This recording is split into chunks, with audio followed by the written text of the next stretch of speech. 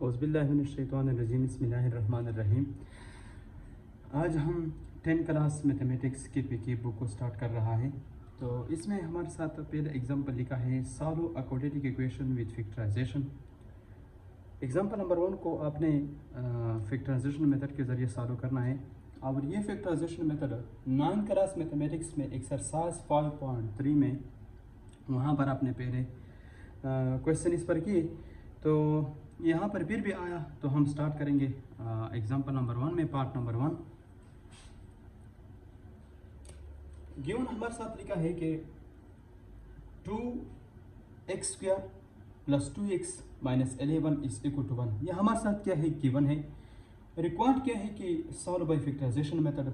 Solution हमने फिर भी लिखा।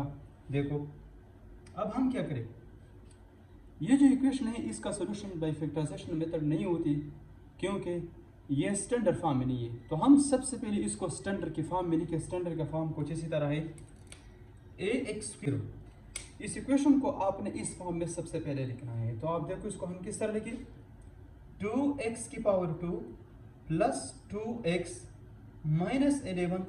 राइट साइड पे आपने 0 बनाना है। तो ये 1 जो है ये लेफ्ट साइड पे कन्वर्ट हुआ, यहाँ पर ये पॉजिटिव है, जब इधर आया तो नेगेटिव हुआ, = 0। 2x² + 2x - 11 और -1 से -12 आता है, = 0।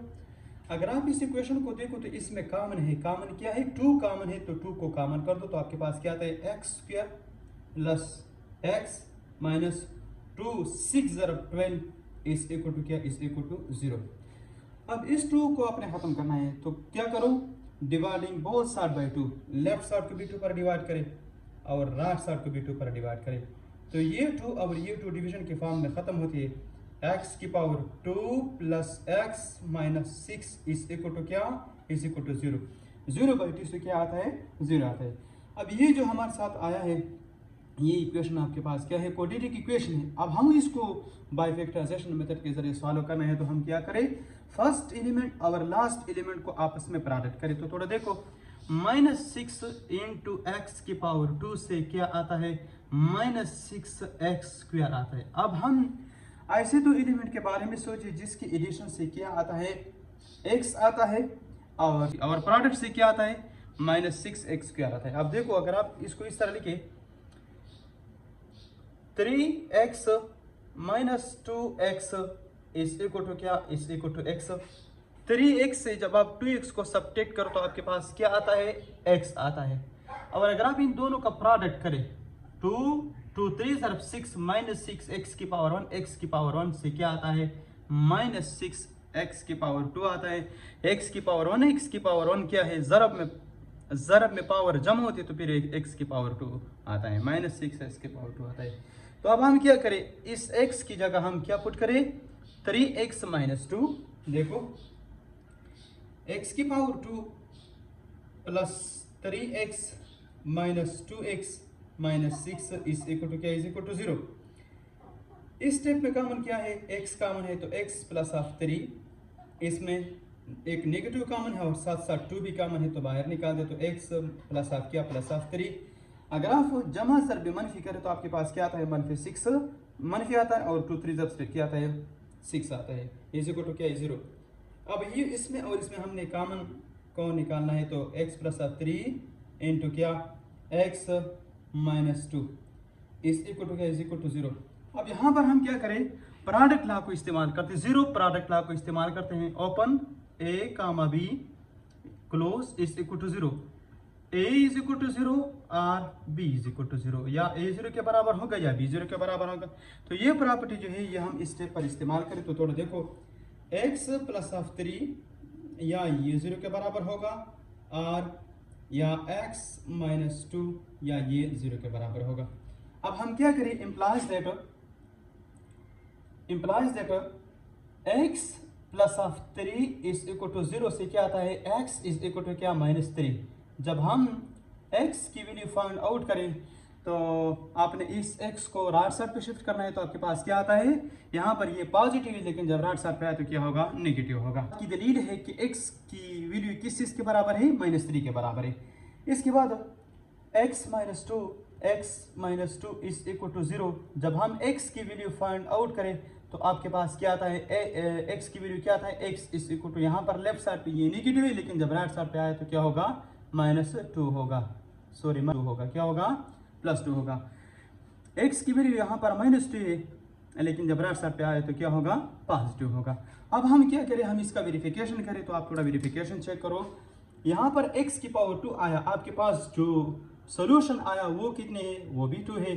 तो अब हम चेक करें कि लेफ्ट साइड राइट साइड पे जो 1 है, ये हम अगर हम x की जगह पुट करें तो लेफ्ट साइड से आता है कि नहीं आता। अगर आता है तो ये इसका रूट्स होगा, अगर नहीं आता है तो फिर हमने जहाँ पर मिस्टेक की है वो हम करेक्ट करें, फिर आपके पास रूट्स सही आता है। यानी यहाँ पर जब आप इस इक्वेशन में ये पुट करें तो राइट साइड पे जो एलिमेंट होगा वो लेफ्ट साइड पे ज़रूर होगा। अब हम क्या करें, वेरिफिकेशन को स्टार्ट करें।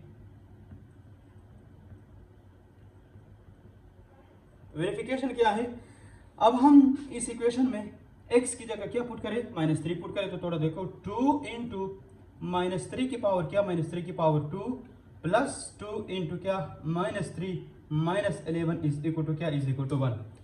अब देखो 2 इंटू क्या, 3 3 ज़रब 9, यहाँ पर ये 9 किस तरह आता है, आप थोड़ा इधर देखो। अगर आपके पास -1 की पावर n आया और ये n क्या है, यहाँ पर आपके पास वैल्यू क्या आता है, -1 आता है। If n is equal to odd, अगर आपके पास ये n जो है ये अगर आड होगा तो आपके पास ये वैल्यू किस चीज के बराबर होगा, -1।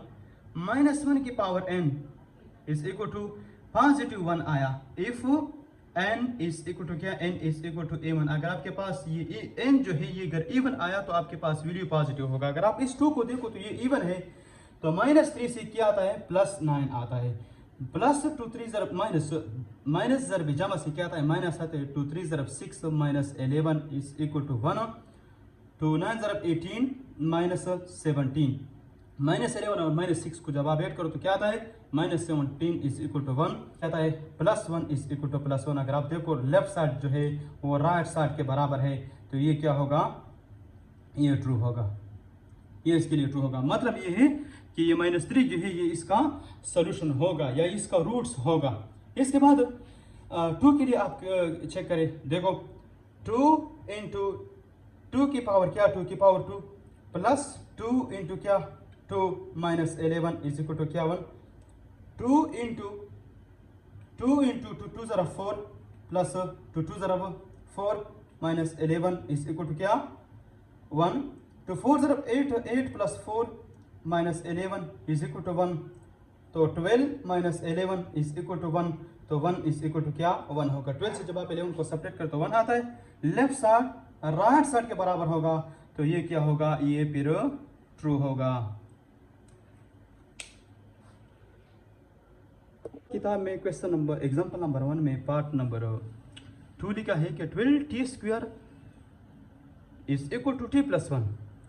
आप देखो ये मैंने गिवन लिखा, रिक्वायर्ड ये है कि आपने इसको फैक्टराइजेशन मेथड के जरिए सॉल्व करना है। सोल्यूशन ये है इस गिवन, मैंने तो दोबारा लिखा। अगर आप इस इक्वेशन को देखो तो ये भी स्टैंडर्ड फॉर्म में नहीं है, तो हम इसको सबसे पहले क्या करें, standard form of quadratic equation के फॉर्म में हम सबसे पहले इसको लिखे। तो इसको हम डायरेक्टली लिखे, देखो 12t², यहाँ पर हमने क्या बनाना है, मैं फिर भी इधर लिखूँ कि आपने ये फॉर्म, इस क्वेश्चन से आपने ये फॉर्म बनाना है, ax² plus of bx plus of c is equal to क्या, इज इक्वल टू 0। ये इक्वेशन जो है ये आपने इस फॉर्म में लिखना है, और इसको हम standard form of quadratic equation कहते हैं। जी लिखे 12t², इस चीज को आपने ये सारा जो इस राइट साइड पे जो कुछ है वो आपने लेफ्ट साइड पे कन्वर्ट करना है। तो ये टी इधर प्लस टी होगा, जब लेफ्ट साइड पे होगा तो क्या होगा, -t होगा। ये इधर पॉजिटिव 1 होगा, जब लेफ्ट साइड पे आया तो क्या होगा, -1 होगा। इधर क्या रह गया, 0 रह गया। तो अगर आप देखो तो ये क्वाड्रेटिक इक्वेशन का जो स्टैंडर्ड फॉर्म है ये इस तरह होगा। अब हम क्या करें, इसका फैक्टराइजेशन हम करें, तो हम डायरेक्टली एक्स टावर पे जाएं और हम फर्स्ट और लास्ट को आपस में प्रोडक्ट करें। देखो 12t² को हम प्रोडक्ट करें किसके साथ, -1 के साथ, तो आपके पास क्या आता है, -12t²। अब हम क्या करें, दो ऐसी एलिमेंट के बारे में हम सोचे कि जिसकी एडिशन से या से माइनस टी आता है, तो अगर आप देखो तो 4t minus 4t plus 3t से क्या आता है, माइनस टी आता है। अगर आप -4 से 3 को सब्ट्रैक्ट करो तो आपके पास -1 आता है। तो यहाँ पर आपके पास जो वेरिएबल है वो t है, तो आपके पास डायरेक्टली -t आता है। ये मैंने इस तरह लिखा। अब इसकी प्रोडक्ट अगर आप करें, इसकी प्रोडक्ट अगर आप करें 3 4 ज़रब क्या आता है, 3 4 ज़रब 12 आता है, -12। देखो t की पावर 1, t की पावर 1 से क्या आता है, t की पावर 12 आता है, यानी प्रोडक्ट से क्या आता है, प्रोडक्ट से ये आता है। अब हम -t की जगह क्या पुट करें, -4t प्लस 3t। देखो 12t की पावर 2 -4t प्लस 3t -1 इस इक्वल टू क्या, 0। इसमें कॉमन एक तो 4 है और दूसरा क्या है, दूसरा t है, बाहर निकालें तो क्या होगा, 3 4 ज़रब 12 या 4 3 ज़रब 12। एक t तो आपने कॉमन किया, एक t इधर रह गया, -4t तो जब आपने कॉमन किया तो इधर -1 रह गया। इन दोनों में से +1 कॉमन है, तब +1 जब आप कॉमन करें तो इधर क्या रह गया, 3t और -1 इस इक्वल टू क्या, इज इक्वल टू 0। इसमें और इस पार्ट में, यानी ये और ये, इनमें से आपने एक को कॉमन किया -1 और दूसरा क्या रहेगा 4t plus 1, 4t plus of 1 इस इक्वल टू क्या, इस इक्वल टू 0। यहाँ पर हमने क्या करना है, यहाँ पर हमने जीरो प्रोडक्ट लॉ को इस्तेमाल करना है। तो जीरो प्रोडक्ट लॉ में फिर भी इधर लिखो कि a इंटू बी इस इक्वल टू क्या, a का b इस इक्वल टू क्या, 0। तो या a 0 के बराबर होगा और या b 0 के बराबर होगा। इसको हम क्या कहते हैं, जीरो प्रोडक्ट लॉ। तो क्या होगा, 3t - 1 इस इक्वल टू क्या, 0, या ये 0 के बराबर होगा, या 4t प्लस ऑफ 1 इस इक्वल टू क्या, इज इक्वल टू 0, या ये 0 के बराबर होगा। अब देखो 3t - 1 इस इक्वल टू क्या, इस इक्वल टू 0। जब हम t की वैल्यू फाइंड आउट करें तो हम क्या करें, इस -1 को इस साइड पे शिफ्ट करो तो आपके पास क्या होगा, 3t, यहाँ पर ये -1 होगा, जब इस साइड पे आया तो क्या होगा, +1 होगा। जब हम t की वैल्यू फाइंड आउट करें तो यहाँ पर अपनी 3 पर दोनों साइड को डिवाइड करना है। तो डिवाइडिंग बोथ साइड बाई 3 जब आपने लिखा तो आपने क्या, किस तरह होगा, 3 इस इक्वल टू क्या, 1/3। ये स्टेप मैंने डायरेक्टली की। यहाँ पर भी ये स्टेप भी आपने 3 पर डिवाइड किया तो 3 3 खत्म होती तो आपके पास t आया, इधर 1/3 आया। तो ये है आपका t का वैल्यू। इसके बाद हम r लिखे, फिर इसके बाद क्या होगा, 4t प्लस 1 इस इक्वल टू क्या, इस इक्वल टू 0। जब हम t की वैल्यू फाइंड आउट करें तो ये 1 जो होगा ये आपने इस साइड पे शिफ्ट करना है, तो यहाँ पर पॉजिटिव होगा, इधर नेगेटिव होगा। तो 4t इस इक्वल टू क्या, इज इक्वल टू -1। अब देखो जब आप t की वैल्यू फाइंड आउट करें तो डिवाइडिंग बोथ साइड बाई 1/4, तो 1/4 के साथ अगर आप प्रोडक्ट करें, इस तरह भी आप कह सकते हैं या आप डायरेक्टली डिवाइड कर सकते हैं। तो इधर क्या होगा, इधर t होगा, इधर क्या होगा, इधर -1/4 होगा। समझ में आया? जब आप इस साइड पे 4 पर डिवाइड करो तो 4 4 खत्म होती, इधर -1/4 आया है। तो ये होगा t का वैल्यू 1/4, इधर t का वैल्यू होगा -1/4। यहाँ पर पावर 2 आया, सॉल्यूशन 2 आया। अब हम इसका वैल्यू को सब्स्टिट्यूट करें, इधर पुट करें कि लेफ्ट साइड की वैल्यू राइट साइड के बराबर है कि नहीं। इसको हम कहते हैं वेरिफिकेशन। हम वेरिफिकेशन को स्टार्ट करेंगे।